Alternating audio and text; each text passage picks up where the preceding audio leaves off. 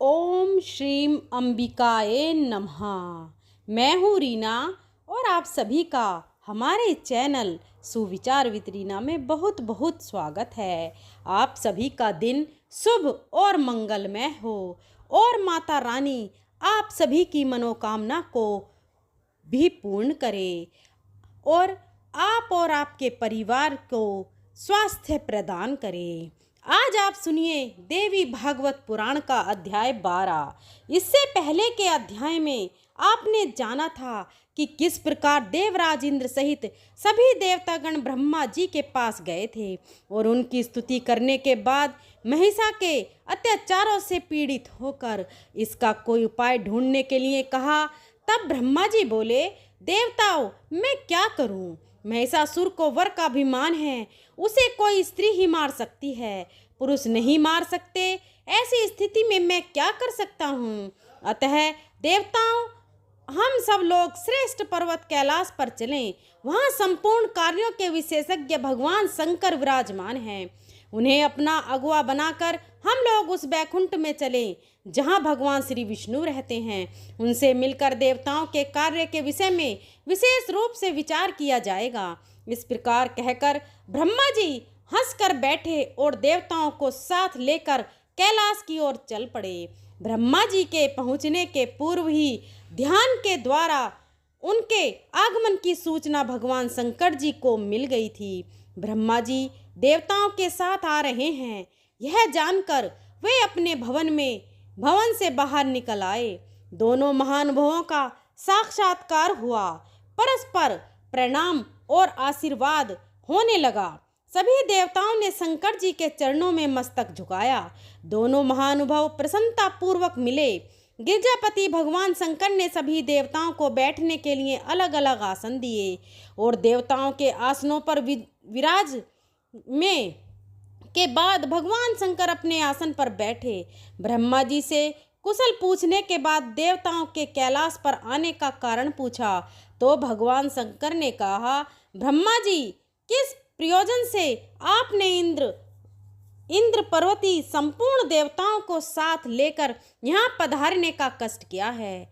महाभगवदम जी ने कहने लगे, हे सुरेश, स्वर्ग में निवास करने वाले इन इंद्र आदि समस्त देवताओं को महिषासुर महान कलेश पहुंचा रहा है। उसके भय से डरकर यह बेचारे पर्वतों की कंदरा में घूम रहे हैं। महिषासुर तथा अन्य भी बहुत से दैत्य देवताओं से शत्रुता ठने हुए हैं। इस समय यज्ञ में उन्हीं को भाग मिल रहा है। अतः उनसे पीड़ित होकर यह सभी लोकपाल आपकी शरण में आए हैं। शंभो आपके भवन पर इसी गुरु तरह कार्य के लिए मेरे साथ इन देवताओं का आना हुआ है। हे सुरेश्वर, अब इनके कार्य के विषय में जो उचित जान पड़े वैसी ही व्यवस्था करने की कृपा करें, क्योंकि भूत भावन संपूर्ण देवताओं के कार्य का भार आप पर है। हे व्यास जी कहते हैं, ब्रह्मा जी के इन वचनों को सुनकर भगवान शंकर का मुखमंडल मुस्कान से भर गया। अत्यंत मधुर वाणी में वे ब्रह्मा जी से कहने लगे, विभु यह आपकी ही कारमात है। आपने ही तो इसे वरदान दे रखा है। भला इससे बढ़कर देवताओं के लिए अनिष्टप्रद कार्य और क्या हो सकता है? आपके वर्ग के प्रभाव से ही महिषासुर में ऐसी असीम शक्ति आ गई है और वह सभी देवताओं को भयभीत किए रहता है। भला कौन ऐसी सुयोग्य स्त्री है जो अभिमान में चूर रहने वाले इस दानव को मार सके? संग्राम में पैर रखने के योग्य न तो मेरी पत्नी है और न आपकी ही। महाभाग्यवती ये देवियां यदि संग्राम में चली भी जाएं तो फिर युद्ध में सफलता किस प्रकार प्राप्त कर सकेंगी? महाभागा इंद्राणी को भी युद्ध की कला ज्ञात नहीं है। दूसरी किस स्त्री में इतनी शक्ति है जो मत दुष्ट दानव को मार सके? अतः मेरे मन में यह विचार उठता है कि हम लोग इसी क्षण भगवान विष्णु के पास चलें और उनकी स्तुति करें। देवताओं का कार्य सिद्ध करने के लिए उन्हीं को बार बार प्रेरित किया जाए, क्योंकि संपूर्ण कार्यों को सिद्ध करने वाले बुद्धिमानों में सर्वप्रथम स्थान उन्हीं का है। उनसे मिलकर ही कार्य के संबंध में विचार करना समुचित होगा। वे किसी प्रपंच से अथवा बुद्धि से कार्य सिद्ध होने का साधन जरूर प्रस्तुत कर देंगे। व्यास जी कहते हैं, भगवान शंकर की उपयुक्त बातें सुनकर ब्रह्मा, पार्वती, संपूर्ण प्रधान देवताओं ने उसका अनुमोदन किया। तुरंत जाने के लिए सब लोग उठ चले। भगवान शंकर ने भी साथ दिया। अपने अपने वाहनों पर सवार होकर बैकुंठ को चल पड़े। उस समय कार्य में सफलता की सूचना देने वाले अनेकों शुभ शकुन उन्होंने देखे। शुभ की सूचना देने वाला कल्याणमयी उत्तम बोलते हुए मिले आकाश निर्बल हो गया और दिशाएं स्वच्छ हो गईं। इस प्रकार देवताओं के यात्रा काल में मानो सभी शुभ योग सुलभ हो गए। आगे व्यास जी कहते हैं, इसके बाद सभी देवता शीघ्र बैकुंठ पहुंच गए। बैकुंठ भगवान विष्णु का परम प्रिय धाम है। वहाँ संपूर्ण शोभा से संपन्न भगवान का दिव्य भवन है। दिव्य सरोवर उसकी अनुपम शोभा बढ़ा रहे हैं। उस भवन के चारों ओर दिव्य चंपा, अशोक, कनेर, पारिजात, बकुल, मालती आदि पुष्पों के वृक्ष विराजमान हैं, जिनमें कोकिला एक कूंज रही हैं, मोर नाच रहे हैं तथा भंवरे गुंजारी दिव्य उपवन द्वारा भवन सुसज्जित है। नंद और सुनंद आदि पार्षद भगवान के अनन्य भक्त हैं। उनके द्वारा श्री हरि की स्तुति हो रही है। वहाँ अन्य भी बहुत से विशाल भवन हैं। उनमें स्वर्ण एवं मणि यारी हुए हैं, चित्रकाया की हुई है। वे सुंदर भवन इतने ऊंचे हैं मानो आकाश को छू रहे हों। उन महलों में भगवान का भव्य भवन बिल्कुल सटा हुआ है। वहाँ दिव्य गंधर्व गा रहे हैं। मन को मुग्ध करने वाले के नर मीठे स्वर में आलाप कर रहे हैं। अतः भगवान विष्णु के भवन की अनुपम शोभा हो रही है और शांत स्वभाव वाले आदरणीय वेद पाठी मुनिगण सूक्तों का उच्चारण करके भगवान की स्तुति में संलग्न हैं। इससे भगवान विष्णु का वह दिव्य भवन महान शोभा पा रहा है। उस समय जय और विजय नामक दो द्वारपाल हाथ में सोने की छड़ी लेकर पहरा दे रहे थे। विष्णु भवन पर पहुंचते ही पहले वे ही मिले। तब देवताओं ने उनसे कहा, तुम दोनों में से कौन भी एक व्यक्ति भगवान विष्णु के पास जाकर उन्हें सूचना कर दे कि आपके दर्शन की लालसा से ब्रह्मा जी और रुद्र जी प्रवर्ती देवता आकर द्वार पर ठहरे हैं। व्यास जी कहते हैं, वहाँ पधारे हुए देवताओं की बात सुनकर विजय ने उन्हें प्रणाम किया और तुरंत भगवान विष्णु के पास जाकर वे नमस्कार पूर्वक कहने लगे। विजय बोले, देवताओं का दमन करने वाले देवादिदेव प्रभु इस समय संपूर्ण देवता आकर द्वार पर ठहरे हुए हैं। ब्रह्मा, रुद्र, इंद्र, वरुण, अग्नि, यमराज प्रभृति समस्त देवता आपके दर्शन करने के लिए विशेष उत्सुक हैं। वे सब वैदिक मंत्रों का उच्चारण करके प्रभु की स्तुति कर रहे हैं। व्यास जी कहते हैं, विजय की बात सुनकर रमापति भगवान विष्णु उसी क्षण अपने भवन से बाहर निकले। बड़े उत्साह के साथ उन्होंने देवताओं से भेंट की। उस समय देवता थके मांदे द्वार पर खड़े थे। उनके मन में संताप की तरंगें उठ रही थीं। भगवान विष्णु ने प्रेम की सरस दृष्टि से देखकर उन्हें प्रसन्न किया। तब दैत्यों को मारने वाले वेद वर्ण देवादि देव भगवान विष्णु को संपूर्ण देवताओं ने प्रणाम किया और उनकी स्तुति करने लगे। देवता बोले, हे देवेश्वर, जगत प्रभु, सृष्टि स्थित और संहार की लीला करने वाले दया सिंधु महाराज, आप हम शरणागत की रक्षा करने की कृपा करें। भगवान विष्णु ने कहा, सभी देवता आसनों पर बैठ जाएं और अपनी कुशल बताएं। सबके एक साथ यहाँ पधारने का क्या प्रयोजन है? आप लोग इतने चिंतित क्यों हैं? क्यों सबके मुखों पर उदासी छाई हुई है? ब्रह्मा और शंकर जी के साथ रहने पर भी आपकी यह दयनीय स्थिति कैसे हो रही है? अब शीघ्र अपना कार्य बताइए। तब देवता बोले, महाराज, दुराचारी महिषासुर हमें महान कष्ट पहुंचा रहा है। उस पर किसी का वश नहीं चलता। वह पापी बड़ा ही दुष्ट है, वर पा जाने के कारण अत्यंत अभिमान में भर गया है। यज्ञ में ब्राह्मणों द्वारा दिए गए भाग भी जब वही खा लेता है। हम सभी देवता अत्यंत आतुर एवं भयभीत होकर पर्वत की कंदरा में भटकते फिरते हैं। हे मधुसूदन, ब्रह्मा जी के वरदान के प्रभाव से यह दानव महान अजय बन गया है, इसलिए इस काम को अत्यंत कठिन जानकर हम लोग आपकी शरण में आए हैं। दानवों का संहार करने वाले श्री कृष्ण देवताओं का उद्धार करने में आप पूर्ण समर्थ हैं। कोई भी दानवी माया आपसे छिपी नहीं है, इसलिए महिषासुर को मारने का आप ही प्रबंध कीजिए। ब्रह्मा जी ने इसे वर दे दिया है, पुरुष मात्र से तुम अवध रहोगे। यदि किसी स्त्री के द्वारा उसकी वध की कल्पना की जाए तो यह सर्वथा असंभव प्रतीत हो रहा है, क्योंकि किस स्त्री में ऐसी शक्ति है जो सम्रांगण में उस दुष्ट को मार सके। वही महिषासुर नीच तो था ही, वरदान के प्रभाव से उसकी उच्च संकल होता और भी बढ़ गई है। भगवती पार्वती, लक्ष्मी, सची अथवा शारदा, इनमें कौन है जो इस दुष्ट को मारने में समर्थ हो सके। भूमंडल का भार वहन करने वाले भगवान भक्तों पर दया करना आपका स्वभाव ही है। किस प्रकार इस दैत्य का निधन होगा, इस विषय में भली भांति विचार करके देवताओं का कार्य सिद्ध करने की कृपा कीजिए। व्यास जी कहते हैं, देवताओं की बात को सुनकर भगवान विष्णु का मुखमंडल मानो मुस्कान से भर गया।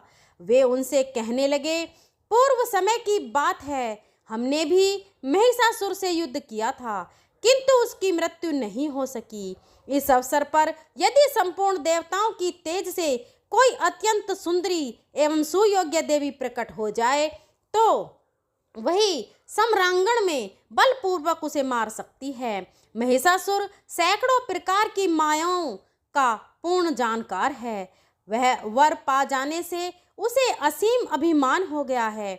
यह बिल्कुल निश्चित है कि यदि हम लोगों की संवेदशील के अंश से कोई देवी प्रकट हुई तो वह उसे मारने में सफलता प्राप्त कर सकेगी। तुम सब लोग अपनी शक्तियों से अनुरोध करो, साथ ही हमारी देवियां भी प्रार्थनाओं में सम्मिलित हैं हो जाएं, जिसके फलस्वरूप संपूर्ण शक्तियों तथा तेजों की राशि रूपा एक महान शक्तिशालिनी देवी प्रकट हो जाएं। फिर रुद्र प्रवृत्ति हम संपूर्ण देवताओं के पास त्रिशूल आदि जितने दिव्य आयुध हैं वे सभी उस देवी को दे दिए जाएं। इसके बाद संपूर्ण तेज तथा बल से संपन्न वह देवी सभी प्रकार के आयुध हाथों में लेकर उस दुराचारी एवं मत नीच राक्षस को अवश्य मार डालेगी।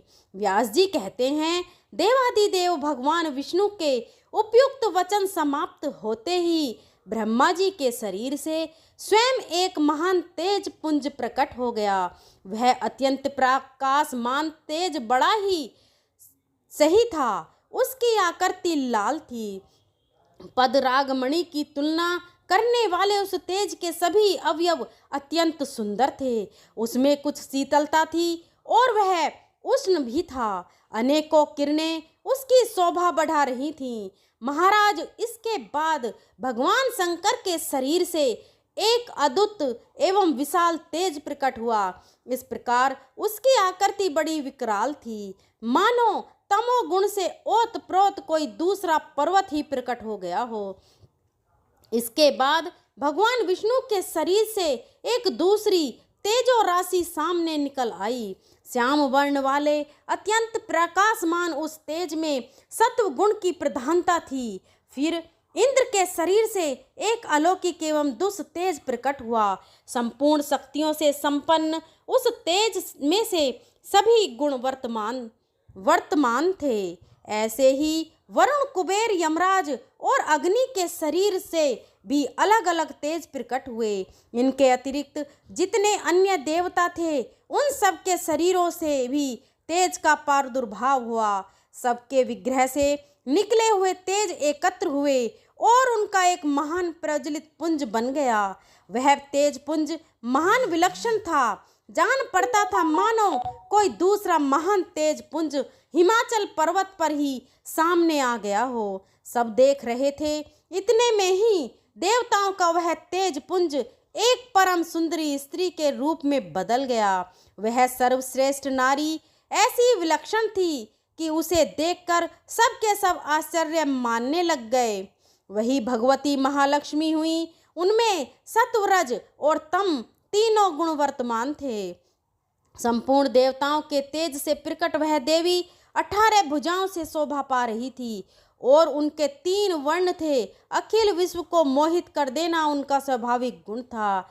स्वच्छ मुख था, काले नेत्र थे, दोनों होठों में लालिमा छाई थी, हाथों के तलवे लाल थे। अलौकिक अलंकारों से सभी अंगों की छवि बढ़ रही थी। महिषासुर को मारने के लिए प्रचुर देव तेज से प्रकट हुई। वे देवी 18 भुजाओं से संपन्न होने पर भी समय अनुसार हजारों भुजाओं से सुशोभित हो जाती थी। जन्म जय के ने कहा, महाभाग मुनिवर व्यास जी, आप सर्वज्ञानी पुरुष हैं। भगवान देवताओं के शरीर से प्रकट हुई देवी के चरित्र का विस्तार पूर्वक वर्णन कीजिए। संपूर्ण देवताओं का तेज एकत्रित होकर देवी के रूप में परिणित हुआ अथवा उसके अलग अलग रूप बन गए। मुख, नाक और आंख आदि भेद से जितने अंग थे वे सब एकत्रित होने पर एक विग्रह की ही तो पूर्ति करते हैं। व्यास जी, जिस देवता के शारीरिक तेज से देवी का जो अद्वितीय अंग प्रकट हुआ उसका विशद वर्णन करने की कृपा कीजिए। देवताओं ने देवी को जिस प्रकार आयुध और आभूषण अर्पण किए वे सब प्रसंग भी क्रमशः आपके मुखारविंद से सुनने के लिए मुझे उत्कंठ इच्छा लगी हुई है। ब्राह्मण, आपके मुख कमल से निकला हुआ भगवती महालक्ष्मी का यह चरित्र अमृत के समान मधुर है। इसे बार बार पान करते रहने पर भी मेरा मन तृप्ति का अनुभव नहीं करता। तब श्री सूत जी ने जो भी वर्णन किया इसका वृतांत आप अगले अध्याय में सुनेंगे। आइए अब आप सुनिए दुर्गा चालीसा का पाठ। माँ दुर्गा चालीसा। नमो नमो दुर्गे सुख करनी, नमो नमो दुर्गे हर दुख हरनी। निरंकार है ज्योति तुम्हारी, तिहु लोक फैली उजियारी। शशि ललाट मुख महाविशाला, नेत्र लाल भ्रुकुटी विकराला। रूप मातु को अधिक सुहावे, दरस करत जन अति सुख पावे। तुम संसार शक्ति लैकीना, पालन हेतु अन्न धन दीना। अन्नपूर्णा हुई जगपाला, तुम ही आदि सुंदरी बाला। प्रलय काल सब नासनहारी, तुम गौरी शिव शंकर प्यारी। शिव योगी तुम रे गुण गावे, ब्रह्मा विष्णु तुम्हें नित ध्यावे। रूप सरस्वती को तुम धारा, ते सुबुद्धि ऋषि मुनिन उबारा। धरो रूप नरसिंह को अम्बा, प्रगट भई फाड़ कर खम्बा। रक्षा कर प्रहलाद बचायो, हिरण्याकश्यप को मार्ग को स्वर्ग पठायो। लक्ष्मी रूप धरो जग माही, श्री नारायण अंग समाही। क्षीर सिंधु में करत विलासा, दया सिंधु दीजे मन आसा। हिंगलाज में तुम्ही भवानी, महिमा अमित न जात बखानी। मातंगी धूमावती माता, भुवनेश्वरी बगला सुखदाता। श्री भैरव तारा जगतारिणी, छिन्न भाल भव दुख निवारणी। केहरी वाहन सोह भवानी, लांगुर वीर चलत अगवानी। कर में खप्पर खड़ग विराजे, जाको देख काल डर भाजे। सोहे अस्त्र और त्रिशूला, जाते उठत शत्रु हुए सूला।